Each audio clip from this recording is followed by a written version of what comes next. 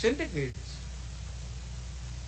At kung anong ginawa nila, whether illegal or not, it was ako ang nag-utos.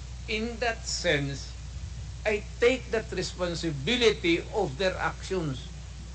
Wala akong magawa eh. Commander ako, nag-utos ako. Puntahan ninyo yan. Just like a commander, or not a military, police, iutusan mo. Pag may nangyari dyan, magkabulyaso, whether right or wrong, iyo yan. Iyo talaga yan. Kung hindi ka naman bobo na mayor, hindi mo iwanan yung tao na inutusan mo. Unless yung pumunta doon, inutusan mo mag-operate ng illegal gambling or mga droga, tapos nag-rape,